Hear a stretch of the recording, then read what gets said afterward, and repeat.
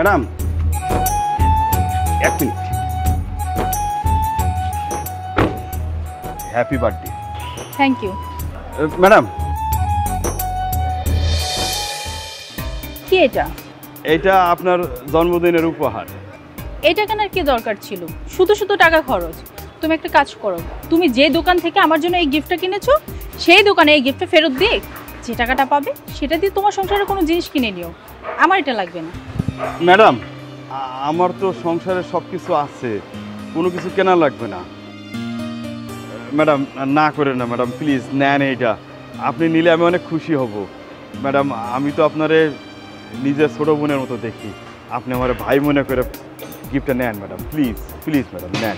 আচ্ছা ঠিক আছে, দাও।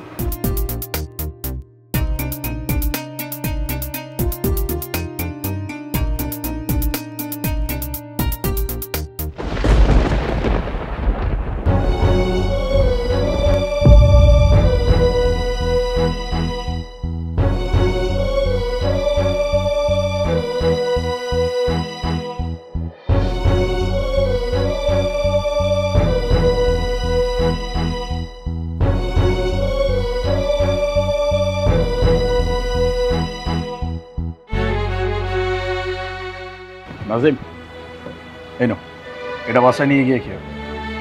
কি স্যার এটা? তুমি জানো না আজকে তোমার ম্যাডামের বার্থডে? এটা তুমি জানো না নাজিম? এটা কিন্তু খুব খারাপ। তুমি আমাদের সেই কত পুরানো ড্রাইভার, আর তুমি জানো না আজকে তোমার ম্যাডামের বার্থডে? যাই হোক, এই নাও। না স্যার, এইটা স্যার অনেক দামি খাওয়ান।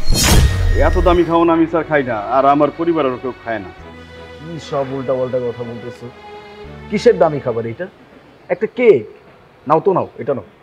স্যার আমি এইটা নিতে পারবো না। আজিম ভাই, তুমি তো কখনো এরকম বেয়াদবি করো না। তুমি বেয়াদবি করতেছো কেন? কি হচ্ছে? কিছু হয় না।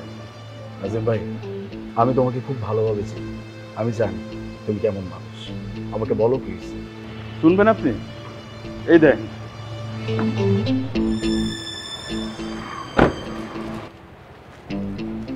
এটা আমি ম্যাডামের জন্য কিনছিলাম, ম্যাডামের জন্মদিনের উপহার। আমি স্যার অত বড় লোক না যে অনেক দামি জিনিস দিতে পারবো। মাত্র 2000 টাকা দিয়ে কিনছিলাম এটা। ম্যাডামরে অনেক রিকোয়েস্ট করে দিচ্ছি, ম্যাডাম নিতে চাইছিল না। বললাম আমি আপনার ছোট বোনের মতো দেখি, আপনি ভাই মনে করে নেন। ম্যাডাম নিচ্ছে, নিয়ে ওই জায়গায় ডাস্টবিনে ফেলাই দিয়ে চলে গেছে। আপনিই কোন স্যার, কারোর গিফট উপহার কেউ কোনোদিন ফেলাই দেয়? কারোর উপহার ফেলাই দিলে জানেন কি হয়? সে মানুষটাকে অপমান করা হয়। ম্যাডাম আমার অপমান করছে। এখন আপনি কোন, এর জন্মদিনের কেক আমি খাইতে পারি? কেমনে খাবো? আমার গলা দিয়ে নামবো? নাজিম ভাই, তুমি এতটুকু একটা বিষয় বুঝতে পারলো না? আরে বাবা, তুমি যার কথা বলতেছো তাকে তো তুমি তোমার নিজের ছোট বোন মনে করো। ও তো ছোট মানুষ, ভুল করে ফেলছে। তুমি যেহেতু ওর বড় ভাই, তোমার কি উচিত? ওকে মাফ করে দাও। যাই হোক, এই নাও, নাও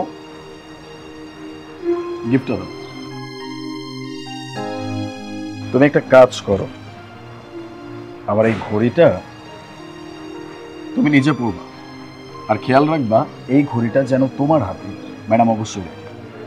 আপনার ঘড়ি আমি নিতে বলছি। স্যার আবার চুরির দায় আবার জেল খাটায় না স্যার। স্যার আছে না, এখন আমাকে দিয়ে আসো।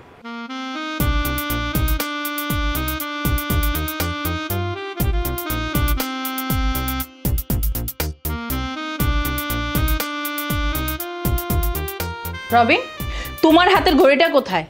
তুমি সেটা কাকে দিয়েছো? ড্রাইভার নাজিম ভাইকে দিয়ে দিচ্ছি। কি বললে তুমি? তুমি ড্রাইভারকে ঘড়িটা দিয়ে দিলে? তুমি জানো না তার দাম কত? লাখ টাকার ঘড়ি। তাছাড়া তোমার বার্থডেতে আমি তোমাকে গিফট করেছিলাম। এখানে সব থেকে বড় বিষয় হচ্ছে তুমি তো আমার ইমোশনটাই বোঝো না। ইমোশন? এটা তো তুমি বোঝো না। আমি তোমার ইমোশন বুঝি না। আজ পর্যন্ত তুমি আমাকে যতগুলো গিফট দিয়েছো সবগুলো আমি যত্ন করে রেখে দিয়েছি। তুমি জানো একটা গিফটও নষ্ট হতে দেয়নি, আর তুমি বলছো আমি ইমোশন বুঝি না। ঠিক বলছো। আচ্ছা, আমি তোমাকে কিছু কথা বলি। তোমার মাসিক ইনকাম কত? প্রায় 1 কোটি টাকা, ধরে নিলাম 1 কোটি টাকা ফিক্সড। এই 1 কোটি টাকার মধ্যে থেকে তুমি আমাকে 2 লক্ষ টাকা দিয়ে একটা ঘড়ি কিনে দিছো। দ্যাট মিন্স তুমি তোমার ইনকামের মাত্র 2% আমার জন্য ব্যয় করছো, আর এটার জন্য তুমি আমাকে ইমোশন বোঝাচ্ছ। কিন্তু একটা ড্রাইভার যার বেতন কিনা মাত্র 10,000 টাকা, সেই মানুষটা তার বেতন থেকে 2,000 টাকা দিয়ে তোমার জন্য একটা উপহার নিয়ে আসছে, সেইটা কিনা তার স্যালারির 20%। এখন তুমি আমাকে বলো, ইমোশনটা কোথায় বেশি? টাকা দিয়ে কখনো ইমোশন মাপা যায় না। বুঝতে পেরেছি, তোমার কাছে ড্রাইভারটা বিচার দিয়েছে, তার এত বড় সাহস। এর জন্যই না বলি যে পুরনো কর্মচারী রাখতে নেই, কিছুদিন পর পর ছাঁটাই করতে হয়। তোমার মাথা ঠিক আছে? তুমি কি বলতেছো এসব? হ্যাঁ, আমি একদম ঠিক বলেছি। তুমি জানো সে আমাকে কি বলে? আমি নাকি তার ছোট বোনের মতো। আমাকে আজকে গিফট দিচ্ছে, কালকে এসে কি বলবে জানো? যে ম্যাডাম আমার বেতনটা একটু বাড়িয়ে দেন, আমি আমার সংসার চালাতে পারছি না, আমার সংসারে অনেক অভাব। এই সব কিছু হচ্ছে তাদের ধান্দা। সোনিয়া, ধান্দা করে হচ্ছে আমাদের মতো শিক্ষিত মানুষেরা, যারা জীবনের অঙ্কটা খুব ভালোভাবে বোঝে। ওরা জীবনের অঙ্কটাও বোঝে না, ওরা বোঝে শুধুমাত্র আবেগ, ভালোবাসা। যেখানে ভালোবাসা পায় সেখানে তারা সব কিছু করতে পারে।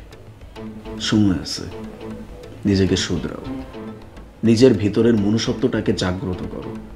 যেই অন্যায়টা করছো এটার জন্য তার কাছে ক্ষমা চাও। তুমি একদম ঠিক বলেছো, আমার ভুল হয়েছে। আসলে আমি ওনার ইমোশনটা বুঝতে পারিনি, ভুল করেছি আমি।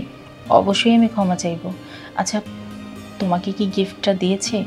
যদি দিয়ে থাকে তুমি আমাকে দাও, আমি যত্ন করে রেখে দিব। এই গিফটটা আমি নষ্ট হতে দিব না।